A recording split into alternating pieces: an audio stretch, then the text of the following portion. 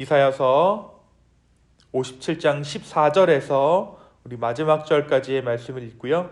57장의 말씀을 함께 묵상하겠습니다. 제가 먼저 14절을 읽습니다. 그가 말하기를 도두고 도두어 길을 수축하여 내 백성의 길에서 거치는 것을 제하여 버리라 하리라. 긴 존귀하며 영원히 거하시며 거룩하다 이름하는 이가 이와 같이 말씀하시되 내가 높고 거룩한 곳에 있으며 또한 통회하고 마음이 겸손한 자와 함께 있나니 이는 겸손한 자의 영을 소생시키며 통회하는 자의 마음을 소생시키려 함이라.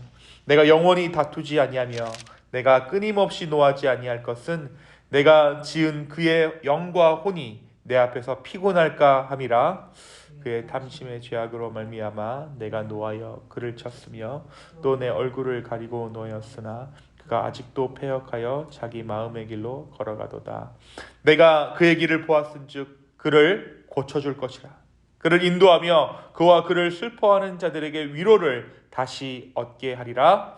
입술의 열매를 창조하는 자 여호와가 말하노라. 먼 데 있는 자에게든지 가까운 데 있는 자에게든지 평강이 있을지어다. 평강이 있을지어다. 내가 그를 고치리라 하셨느니라. 그러나 악인은 평온함을 얻지 못하고 그 물이 진흙과 더러운 것을 늘 솟구쳐 내는 요동하는 바다와 같으니라. 내 하나님의 말씀에 악인에게는 평강이 없다 하셨느니라. 아멘. 우리가 어제 말씀 가운데 새로운 하나님의 백성의 기준이 제시되고 있음을 우리가 함께 나누었습니다. 혈통상 유대인들만, 그러니까 족보에 따라 하나님의 백성의 총회에 들어가는 것이 아니라 주님께서 명령하신 안식일을 지키고 하나님의 의와 정의를 행하는 자가 바로 하나님의 백성이다 라고 말씀하신 것이죠. 몸이 불편한 자라도, 과부라도, 고아라도, 고자라도 하나님의 백성이 될 수 있음을 어제 말씀 가운데 우리가 함께 나누었습니다. 하나님께서는 계속해서 이스라엘의 회복을 약속하고 회복을 선포하십니다. 오늘 우리가 읽지는 않았지만 오늘 말씀 이사야서 57장 1절에서 14절은 이스라엘의 죄악이 얼마나 참혹한 것인가에 대해서 이야기합니다. 하나님의 적나라한 지적이 오늘 말씀 이사야서 57장 가운데 기록되어져 있는 것이죠. 이사야가 이 말씀을 선포할 당시에 유다의 왕은 므낫세라는 왕이었어요. 바로 이사야가 이 므낫세에 의해 죽임을 당한 것으로 알려져 있습니다. 그만큼 므낫세는 악한 왕이었습니다. 므낫세 때에 이스라엘 백성은 이방인들이 행하던 마술과 마법에 빠져 있었습니다. 또한 그들은 음란했어요. 음란함으로 그 이방의 신들에게, 우상들에게 제사하고 절하는 일들이 이스라엘 전역 가운데, 유다 땅 전역 가운데 만연해 있었습니다. 특별히 57장 5절에서 푸른 나무 아래에서 음행이라고 기록되어져 있는데요. 이것은 몰렉에게 지내는 제사를 의미합니다. 이 몰렉을 향한 제사는 인신공양이었어요. 당시 타락한 이스라엘 백성들은 흰놈의 골짜기에서 자식을 죽여 불에 태워 제사를 지내기까지 합니다. 또한 그들은 하나님의 말씀을 새겨두어야 할 문과 문설주 뒤에 이방 신상을 둘 정도로 타락했습니다. 하나님께서는 이러한 이스라엘에 대해서 침상에서 벌거벗고 행음하는 창녀로 그들을 비유하기에 이릅니다. 정말 참혹한 일이 아닐 수 없죠. 그런데 오늘 우리가 읽은 이 이사야서 57장 15절부터 기록되어져 있는 말씀은 무엇을 말하고 있습니까? 오늘 말씀은 놀랍게도 이렇게도 망가진 이스라엘의 회복에 대해서 이야기하고 있습니다. 하나님께서는 겸손한 자와 함께 하시겠다라고 말씀하십니다. 바로 하나님의 자녀 이스라엘 백성이 그 죄와 불순종으로 인하여 사로잡힌 것, 그러니까 포로 생활에 대하여 간절하게 뉘우치고 회개하며 위로와 회복을 기다릴 때, 그들이 겸손해졌을 때 하나님께서는 그들을 향한 회복을 약속해 주고 계신 것입니다. 또한 오늘 말씀은 이 회복의 모든 과정을 하나님께서 친히 행하시겠다라고 약속하십니다. 심지어 여전히 회개할 기미가 보이지 않는, 회개의 길을 잃어버린, 회개의 가망이 보이지 않는 자들에게까지 하나님께서는 회복을 선포하시고 회복을 약속하십니다. 오늘 말씀 18절 가운데 그 약속이 기록되어져 있죠. 18절을 한번 다 같이 읽겠습니다. 18절입니다. 내가 그의 길을 보았은즉 그를 고쳐줄 것이라. 그를 인도하며 그와 그를 슬퍼하는 자들에게 위로를 다시 얻게 하리라. 하나님께서 고치시겠다라는 거예요. 내가 친히 너희를 고치겠다라고 말씀하시죠.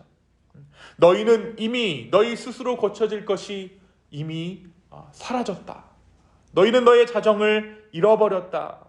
하지만 내가 너희를 친히 고치겠다라고 오늘 말씀 가운데 하나님께서 약속해 주고 계신 것입니다. 그러나 끝까지 하나님을 거부하는 자들 또한 있을 것이라고 말씀은 이야기합니다. 오늘 말씀 20절과 21절입니다. 이들의 특징이 무엇입니까? 바로 그 마음에 하나님께서 주시는 평안함이 없다라는 거예요. 평안함은 하나님께서 겸손하고 통회하는 자, 그리고 의인에게 주시는 하나님의 약속이자 선물입니다. 그런데 악인에게는 이 평강함이 없습니다. 곧 사라질 권력과 돈과 명예만을 위해서 모든 것 하는 자들이 바로 이 악인들이죠. 이들이 권력과 돈과 명예를 손에 넣을 수는 있을지언정 하나님께서 주시는 평강은 누릴 수 없다는 거예요. 여러분, 이 평강이 어떠한 평강입니까? 바로 회개가 주는 평강입니다. 주 앞에 돌아왔을 때 주시는 하나님의 평안입니다. 하나님과의 관계가 화목해졌을 때 비로소 주어지는 그 근본적인 가장 원초적인 평안과 평강, 하나님께서 주시는 그 근원적인 평강을 결코 악인은 소유할 수 없다라는 것이죠. 바로 이 평강이 의인에게 약속된 것입니다. 사랑하는 성도 여러분, 오늘 말씀은 우리에게 무엇을 말해주고 있습니까? 오늘 말씀은 우리에게 회복의 하나님을 이야기합니다. 이스라엘은 오늘 말씀에 스스로를 고칠 수 없는 지경에 이르렀어요. 온 지역이, 온 유대 땅이 우상으로 물들었습니다. 자기 자식을 우상에게 바치고 있습니다. 문설주와 문에 하나님께서 내 말씀을 기록하여 행하라고 말씀하셨지만 이미 그 자리도 우상들이 가득 찼습니다. 그들이 구원받을 길은 오직 한 가지, 바로 그들을 백성으로 부르신 하나님께서 그들을 건지시는 것이었죠. 바로 오늘 말씀에서 하나님께서는 그들을 고치시겠다라고 약속해 주십니다. 오랜 포로 기간으로 인해 그들의 죄를 뉘우치는 자뿐만 아니라 여전히 악인의 길을 가려하는 자들 또한 하나님께서 회복하시겠다라고 약속하셨던 것입니다. 내가 너를 고치리라, 내가 너를 회복해 하리라 하신 이 말씀이 바로 오늘 이 아침 저와 여러분에게 주신 말씀인 줄로 믿습니다. 우리 스스로에게 아무런 희망이 보이지 않을 때, 반복되는 죄악 가운데 넘어지고 신앙생활을 제법 했지만 여전히 인간적인 마음과 싸우는 우리를 주님은 반드시 고치시고 회복하실 것입니다. 우리의 어떠함 가운데 회복이 담보된 것이 아니라 하나님의 어떠하심으로 말미암아, 내가 너를 고치리라 하신 그 약속의 말씀으로 말미암아 오늘 이 아침 회복을 기대할 수 있는 저와 여러분 되기를 소망합니다.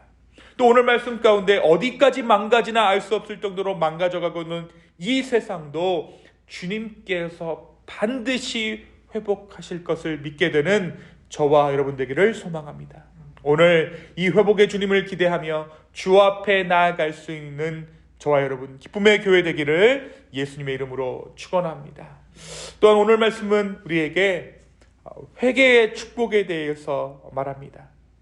하나님께서 인간에게 주신 축복 가운데 가장 큰 축복은 회개할 수 있다는 것이죠. 아담이 죄를 지었을 때 아담이 숨었습니다. 근데 하나님 어떻게 하시죠? 하나님께서 아담을 찾으세요. 아담이 그런데 부끄러워하며 나오지 않죠. 왜 그렇습니까? 죄를 지었다는 것을 알았기 때문에. 그렇기 때문에 하나님 앞에 나아갈 수 없었어요. 죄를 짓고 나서 심판이 두려웠기 때문에 하나님 앞에 나아갈 수 없었던 것이 인간이었습니다. 그런데 여러분 생각해 보십시오. 하나님께서 왜 아담을 부르셨습니까? 하나님께서는 아담을 회복시키시기 위해서 부르셨어요. 회개케 하기 위해 부르셨다는 것입니다. 그를 심판하는 것이 아니라 그를 다시 한번 정말 주님께로 돌아오는 그 길을 제시하시기 위해 아담을 부르셨다는 거예요. 이처럼 회개는 우리에게 주어진 축복입니다. 오늘 이 아침 바로 회개할 수 있다는 것이 무한한 축복이라는 것이죠. 남유다의 백성들은 교만과 죄악으로 인해 하나님의 진노와 징계를 피할 수 없었습니다. 그러나 오늘 말씀에서 하나님께서는 통회하는 자에게 베푸시는 회복과 위로의 약속을 주십니다. 하나님의 최종적인 목적은 영원한 멸망이 아니라 죄 가운데서 돌이키게 하고 죄인들로 하여금 죄사함과 구원을 얻게 하는 것입니다. 예수님께서 회개하라 천국이 가까이 왔느니라 라고 외치셨던 그 메시지를 기억합니다. 하나님께서는 모든 사람에게 동일하게 회개의 기회를 허락해 주십니다. 회개할 수 있을 때 회개해야 합니다. 왜냐하면 회개의 기회는 영원하지 않기 때문입니다. 요한계시록 22장에 보면 이제는 불의를 행하는 자는 그대로 불의를 행하게 하고 더러운 자는 그대로 더러운 채로 있어라 라고 말씀하십니다.